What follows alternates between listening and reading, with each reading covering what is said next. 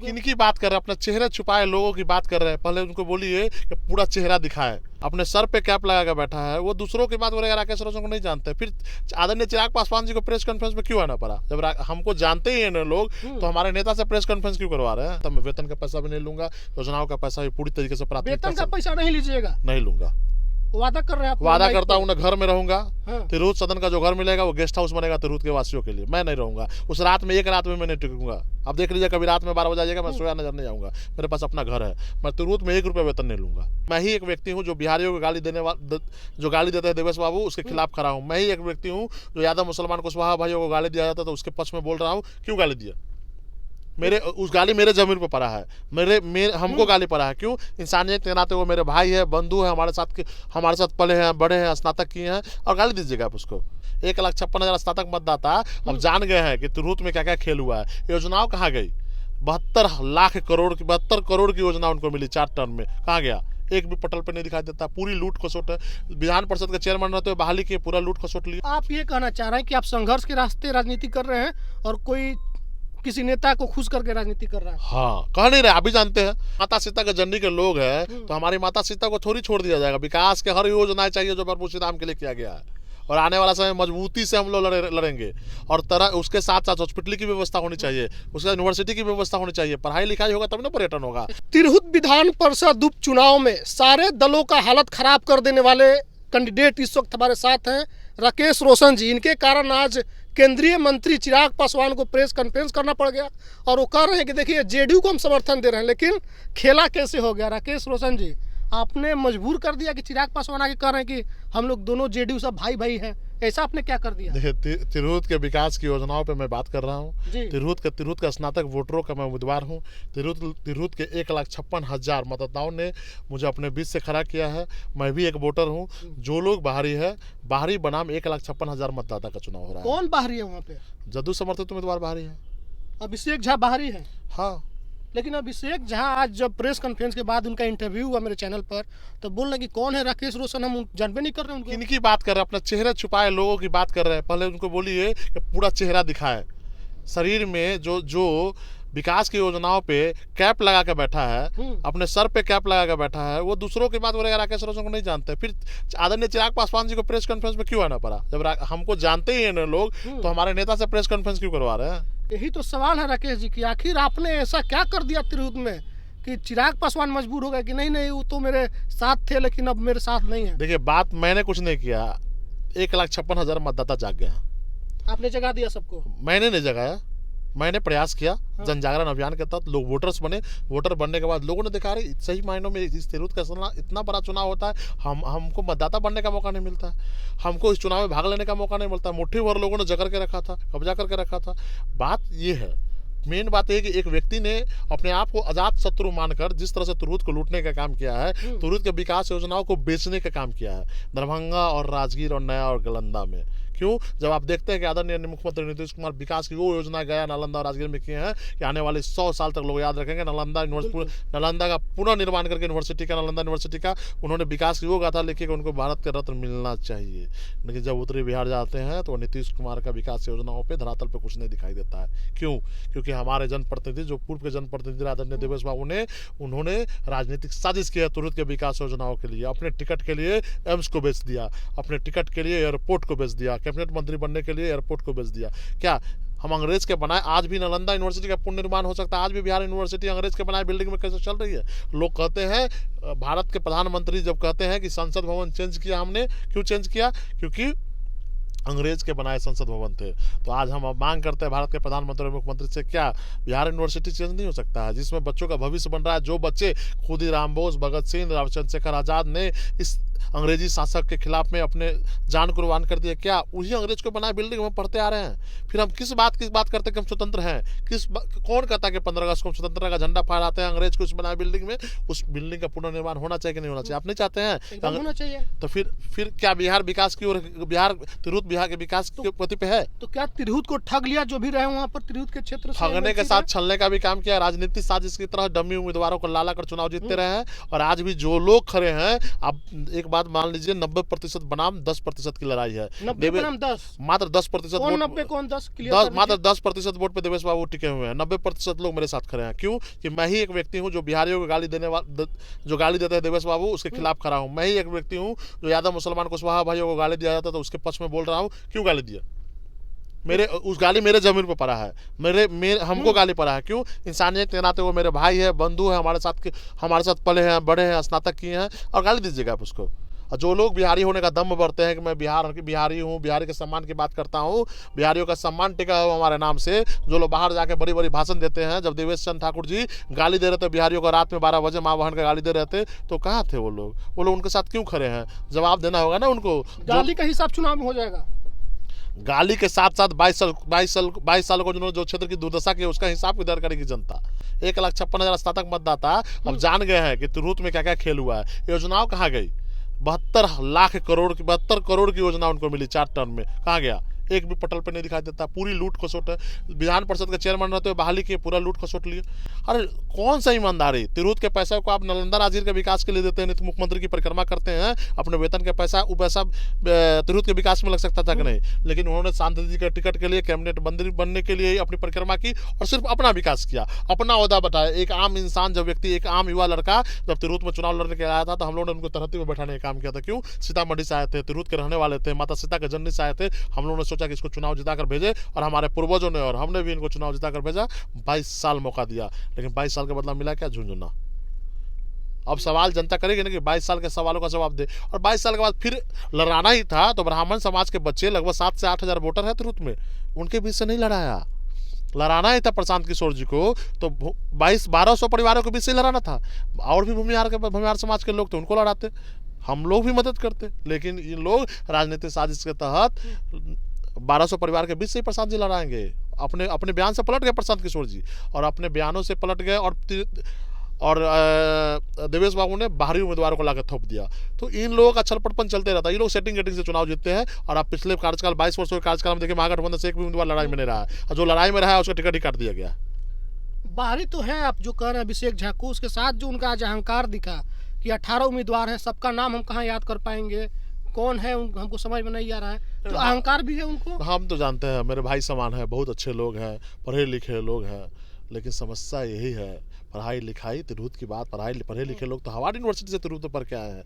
पढ़े लिखे तो अंग्रेज भी थे, पढ़े लिखे तो पुर्तगाली भी थे। क्या उनको हमने सत्ता दिया? पढ़े लिखे तो सोनिया गांधी भी थी। क्यों? कि हम लोग चाहते हैं, हम लोग को वैसा लोग नहीं चाहिए हाई फाई सिस्टम में जो लोग पैदा लिए हैं, जो लोग 5 स्टार कल्चर में रहते हैं, इलाइट वर्क कहा जाता है जिनको। सरकारें किसी को इलाइट वर्क का राज चलता है। जो लोग डम्मी तौर से बिना काम किए हुए आकर टपक जाते हैं, जो लोग दलें बदलते हैं। मैंने दल बदलने का काम नहीं किया, मैं लोक जनशक्ति पार्टी रामविलास पासवान से इस्तीफा देकर इंडिपेंडेंट लड़ा। लेकिन जो लोग दिन रात दल बदलते हैं, चेहरे भी बदलते हैं, और आप रियलिटी में जो सच्चाई का चेहरा है आप देख लो। आपका बाल है ना, ओरिजिनल है ना? ओरिजिनल है। अब बिग लगा के नहीं चलते हैं ना? नहीं, हम बिग नहीं लगाते हैं। जो लोग बिग लगाते हैं वो तिरहुत का विकास करेंगे क्या? अब इसका कहाँ कंपैरिजन कर रहे हैं कि जो डमी बाल लगा है। एक बात, तो भगवान ने हमको जो रूप दिया है, स्वरूप दिया है, वो स्वरूप मेरा खराब है? नहीं, बहुत बढ़िया है, स्मार्ट लुक है आपका। चेंज करवा ले तो फिर जो जेनेटिक है वो अच्छा है ना? चेंज कराता है उसको तो बहुरूपिया कहा जाता है। हाँ, तो बहुरूपिये जब आप खुद कह रहे हैं, मैं नहीं कह रहा हूँ, आप कह रहे हैं, तो चेंज करने वाला को तो लोग बहुरूपिया ना कहता है। तो बहुरूपिया फेस बदल के घूमता है। हाँ, तो लोग बहुरूपिया से इस बार तिरहुत का स्नातक 1,56,000 मतदाता बहुरूपिया से सावधान है। जो लोग कहते हैं कि नाम नहीं जानते, उनसे पूछिए कितने कार्यक्रम में हमसे मिले होंगे, भाई बन के गले लगाते थे। कितने कार्यक्रम में मिलोगे? मैं लोक जनशक्ति पार्टी का संस्थापक आईटीएसएल का अध्यक्ष हूँ, मैं लोक जनशक्ति पार्टी का प्रदेश का उपाध्यक्ष हूँ, और शिवर सीतामढ़ी का प्रभारी भी रहा हूँ। जो लोग मुझे नहीं जानते हैं, मैं वीर ब्रिजनाथ सिंह का बेटा हूँ। बच्चा बिहार में जानता है मेरे पिताजी को और मेरे परिवार को। हमने शिक्षकों के साथ लूटा नहीं है, शिक्षकों को नौकरी दिया, अपने परिवार के लोगों को नहीं दिया है। परिवारवाद हमारे खून में नहीं है, हम बाहरी नहीं आए हैं, हम हमेशा लड़े हैं, और पूरी मजबूती से मेरा परिवार लड़ा, मैं भी लड़ा हूँ। हम लोग विधायक सांसद के बेटे नहीं है। मेरे पिताजी की हत्या के बाद मैं राजनीति में आया हूँ। 9 वर्षों तक आप चिराग पासवान से पूछिए। हाँ, तो आप ये कहना चाह रहे हैं कि आप संघर्ष के रास्ते राजनीति कर रहे हैं, और कोई किसी नेता को खुश करके राजनीति कर रहा है? हाँ, कह नहीं रहे, आप भी जानते हैं पटना में क्या क्या खेल होता है, आपको भी पता है। किस चीज कौन शिक्षा माफिया आपको भी पता है, कौन किस चीज का माफिया आपको भी पता है। किसने राजनीतिक साजिश के तहत एयरपोर्ट को और एम्स को बेच दिया। वो भी आपको भी पता है कि गया, नालंदा, राजगीर के और पटना में 4-4 एयरपोर्ट खुल सकते हैं, लेकिन तुरुत में एयरपोर्ट नहीं खुलेगा। एक बड़ा अस्पताल तक नहीं है। हाँ, अब सही मायनों में कुछ नहीं है, समझिए तो आपकी लड़ाई किससे है? जमीन दोज है हम लोग, हम राकेश तिरुतवासी रोशन गरीब हैं। किससे लड़ रहे हैं? लड़ाई 1,56,000 मतदाता के हाथों में फैसला लेना है। 1,56,000 पार्टी मतदाता। आप गोपी किशन से लड़ रहे हैं या फिर गौतम जी से लड़ रहे हैं, अभिषेक से लड़ रहे हैं, किससे आपकी लड़ाई है? देखिए मेरी लड़ाई सही मायनों में, मेरी लड़ाई सही मायनों में विकास को लेकर है। मेरी लड़ाई सही मायनों में आने वाले तिरहुत के भविष्य को लेकर है। मेरी लड़ाई सही मायनों में तिरहुत में बेरोजगार की कैसे योजनाएं सृजन, उसकी लड़ाई है। इन लोग लड़ाई मेरी नहीं व्यक्ति से लड़ाई नहीं है, आपकी विकास की लड़ाई है। विकास की मैं तिरहुत में विकास की वो लकीर खींचना चाहता हूँ कि आने वाले 1000 साल तक मुझे याद रखा जाए, और इसकी लड़ाई लड़ो। मुझे न लालच है न स्वार्थ है, मैं वेतन का पैसा भी नहीं लूंगा, योजनाओं का पैसा भी पूरी तरीके से प्राथमिकता वेतन का पैसा नहीं लीजिएगा? नहीं लूंगा, वादा कर रहे हैं आप? वादा करता हूँ ना, घर में रहूंगा।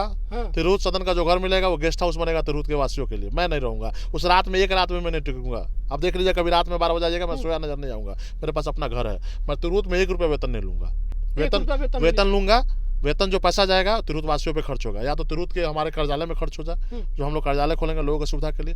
अब पूरी योजनाओं का पारदर्शिता रहेगी। योजनाओं का जो भी पैसा आएगा, योजनाओं का जो 3 करोड़ मिलता है शायद PMLC को पर साल, पूरी योजनाओं का पूरी तरीके पारदर्शिता से बंटवारा होगा। इसके बाद हर विधान परिषद में तिरहुत की एक बड़ी योजनाओं के बारे में हम चर्चा करेंगे। इसके बाद सोशल मीडिया हो, आप चौथा स्तंभ मीडिया के साथ हो, हम हर योजनाओं के बारे में चर्चा करेंगे। तिरहुत के 1100 पंचायत घूमेंगे, 28 विधानसभा घूमेंगे, 5 लोकसभा घूमेंगे। डेली तिरहुत के लिए विकास की योजनाओं पर चर्चा होगी। डेली हम लोग आवाज़ उठाएंगे। और आप जानते हैं, जनचेतना जागती है तो माता सीता का भव्य मंदिर बना ना, 500 करोड़ लौट हुआ ना, माता का सीता का भव्य मंदिर बना, हम बहुत खुश तो हैं। बहुत पहले बन जाना चाहिए, लेकिन बना, अभी खुश है।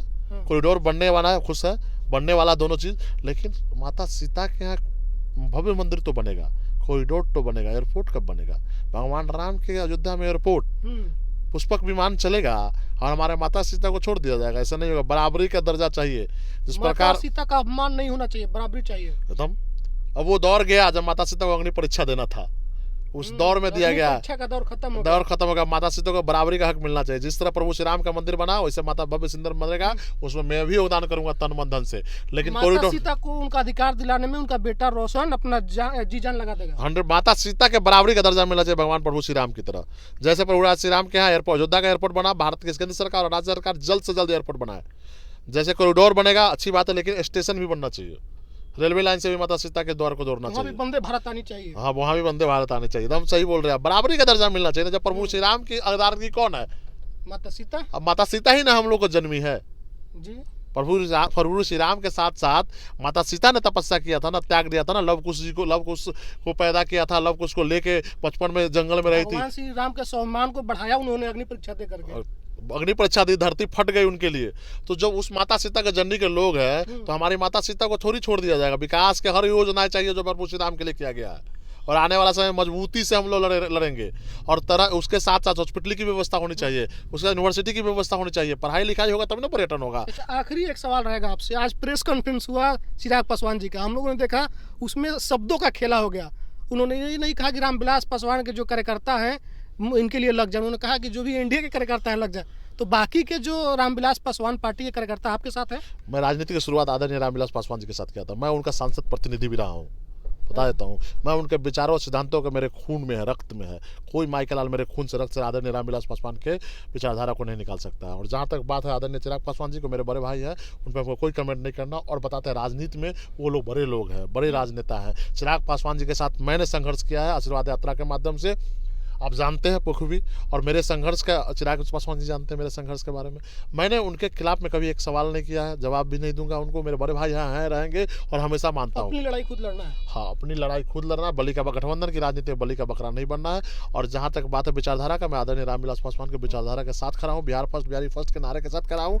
और बिहार फर्स्ट बिहारी फर्स्ट तिरहुत में लागू होकर रहेगा।